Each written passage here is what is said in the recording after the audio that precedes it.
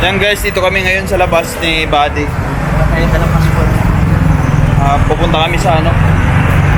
Dyan lang, dyan. Ay, sarado! Dyan o. Ano? Hindi tayo ng gulay ko.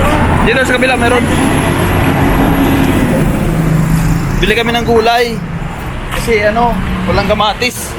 Yung lulutuin namin. Kasi ito, mahilig to sa kamatis. Favorite niya yung kamatis eh. Kasi dito makapagluto ng walang kamatis. Meron dito. Ano? Kumatis ulit. Ilan ba? Ayan. Ano bro? Shower no? Kasya na yan. 10 yan.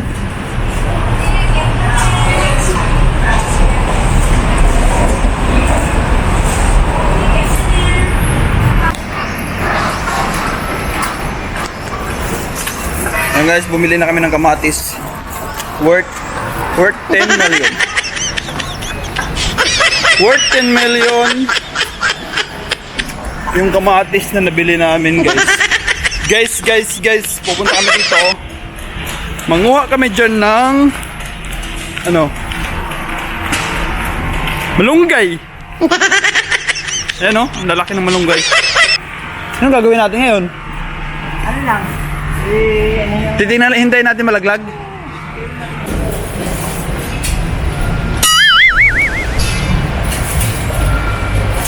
Ay, napagod ba?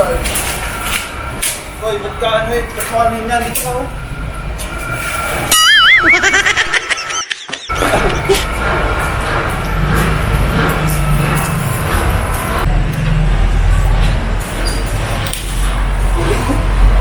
Veterans, the new!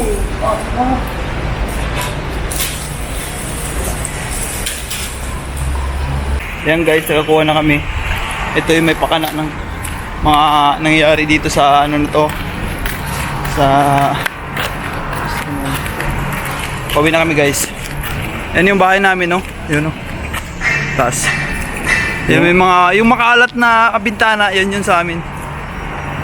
Sa likod at sa harap. Sa gilid at sa harap.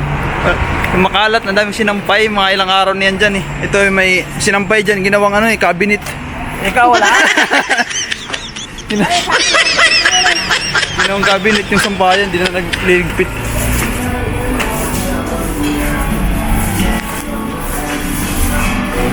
Yes, dito kami, akita kami. Buti dito may ano, may elevator, packet third floor. Doon sa akin wala eh. Sa amin, sa Macau, wala. Talagang mag-aakit ka talaga ng kung fifth floor ka. Oo, kami. Dito, fifth floor lang, may elevator. Doon, wala. Sana. Pero maganda na sa Macau. Pero Macau is the best, di ba? Mura alak, yung mga palainom. Mag-Macau na yung mga palainom. Yung kasama namin sa Raymond, andun, nag-inom na pagdating. Miss na naman niya yung beer. Mura kasing alak sa ano eh. Macau. Guys, ito tatrabahuin ko ngayon. Maghimay ng malunggay. Ayan guys, sasagutin na natin yung comment dito ng ating friend na si Piri. Yan. Sir Piri is, sabi niya, Lods, pag may kasama kang kamag-anak, papunta dun siya gagastos sa iyo at capable naman talaga mag-tour yung kasama mo. Bale, sabit lang ako. More on sa kanya po ba ang tanong at need po ba namin mag-prepare ng documents para ma-prove na tita ko siya? Sana. Pwede yun. Pwede ka sumabit doon sa tita mo pagpunta ng Macau. Basta mag-usap lang kayo ng tita mo. Pwede naman yun na siya na yung bahala. Yung mga mostly tanong lang naman sa'yo nun is anong gagawin mo sa Macau? Anong gagawin mo? Magtotor ka ba? Ano ba gagawin mo? Anong gagawin nyo sa Macau? Ganun. Dapat yung sagot ng tita mo at sa'yo, disim lang. Hindi kayo magkaiba. Tapos, siyempre kailangan mo ng probe. Prove mo yun na tita mo pala yun. Pinsan mo, ganun. Kailangan mo ng proof na pinsan mo, tita mo, kamag-anak mo. Yan. Siyempre, oo. Kailangan mo rin ng ng requirement siyempre. Pero hindi ka nahihingan nun ng for sure hindi ka nahihingan ng bank account nun. Kasi yung kamag-anak mo naman yung sabi mo nga, siya nang bahala sa iyo.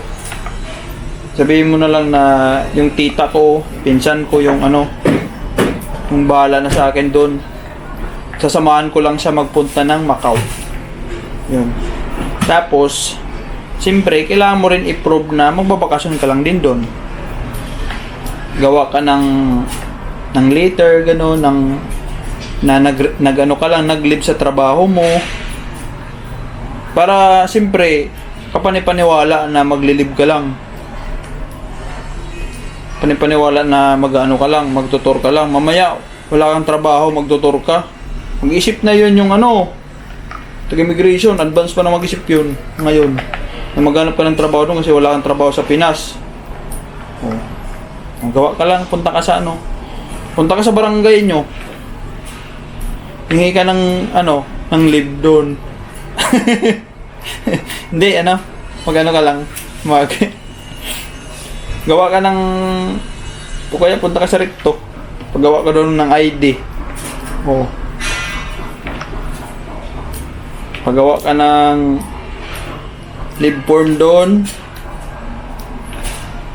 na katunayan nag-leave ka lang sa company tapos in-approve nila 3 days ka lang base mo doon sa ticket mo yung leave mo doon ha kasi mamaya yung ticket mo tsaka yung leave mo kulangin sasabihin ba't sobra sir yung mo dito babalik ka ng Pinas tapos yung leave mo expire na.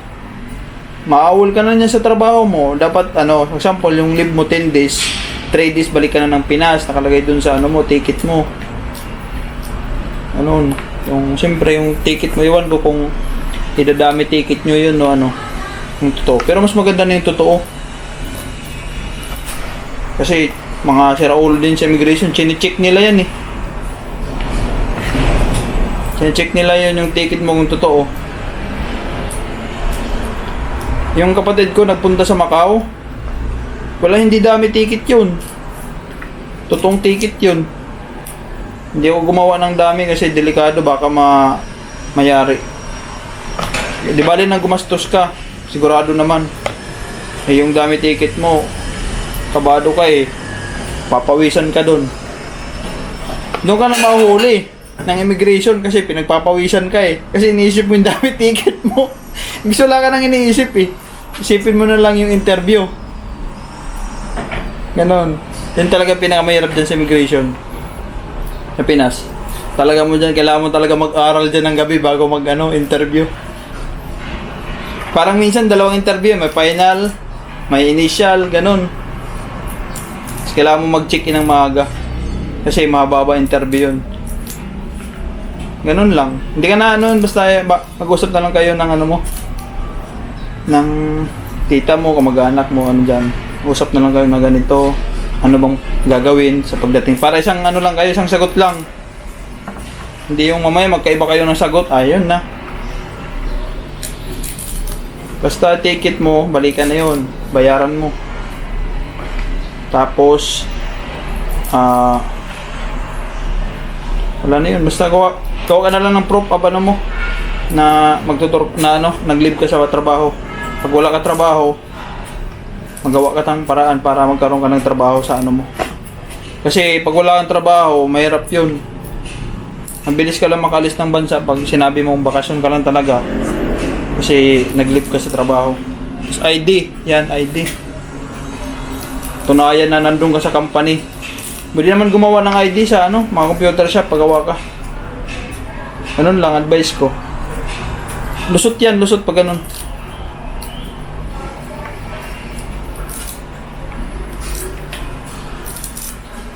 Pero mahirap kayo sa Macau maghanap ng trabaho. Pwede. Anong mapapayo mo kasi pupunta daw siya ng Macau? Ilang business na yan? Marami nagtatanong Eh, sabihin mo, pag pumunta sila ng Macau na walang ano talaga yung Sigurado. na trabaho, huwag na lang muna. Diyan na lang kayo sa Pinas. Hintay na lang kayo. Mag-apply ng Icon agency. Yan, Icon yun. Apply daw sa Icon, guys. Makinig kayo dyan. Hirap dito. Huwag na yung magdagdag. Ang dami ng ang dami ng Pilipino sa Macau. Madadagdag pa kayo dyan sa mga mag-i-exit ng Thailand. Yan. Totoo yan, sinabi niya. Magagastos ka lang. Maganda sigurado muna yung may trabaho ka sa Macau pagdating mo dun. Pero kung maghahanap ka lang, negative yan. Negative. Mahirap. Mahirap pa ngayon yung Macau. Sa daming Pilipino ngayon dun. Naghahanap din ng trabaho. May mga palating, may paalis. Mas marami kasing dumarating kaysa umaalis eh. Kaya tambak ng Pilipino dun. Sa Macau, magkasalubong, mga nakakasalubong mo, puro Pilipino eh. Yung Chinese, wala na. Hindi na sila makalabas ng bahay kasi puro Pilipino na sa labas eh. Banggaan ng mga Pilipino dun. May mga nag-a-apply doon sa Macau, alang iya. Puro Pilipino. Sino nag-apply na kaibigan mo ngayon doon? Si Raymond, yung galing, kasama namin dito guys, si Raymond, nandun nag-apply na yun ngayon. Oo. Nag-ano na yun, na-imagine ko, pawis na si Raymond ngayon, nagkakalakad eh. Sigurado ngayon. Oo. Hindi pa nga siguro yung nakakain eh. Matik yan. Nag-ano na yan si Raymond, kung nakachinilas man yun ngayon, ang dumi na ng panon. Natuwis siya. Kung ano man si Raymond ngayon, nakapaa, wala na, dumi na yun.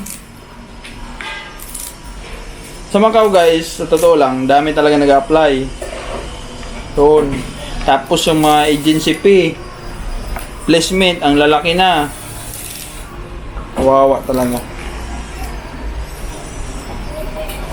Huwag ka na lang muna pumunta ngayon, next year ka na, mga, March yan. March, August, May, marami magre-renew ng May. Yung iba di magre-renew, magka-Canada. Kaya, pwede ka dyan sa mga ganyan. March, ang dami. Yan, mapuntahan mo yan.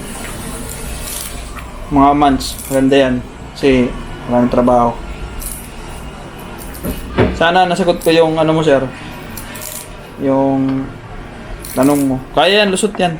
Wala sa sarili at magdasal muna bago magpunta sa immigration. Pagdasal mo talaga na makalusot ka. Huwag kang kabahan at kaya mo yan. Alam ko, strong ka. Basta yung sagot mo, isa lang lagi. Huwag paiba-iba. Kasi pag paiba-iba, yari ka nyan. Di ba, sir? Yari talaga nyan. Tingnan mo, naghihiwa. Ayan, good luck. Good luck na lang. Good luck sa'yo. Ayan.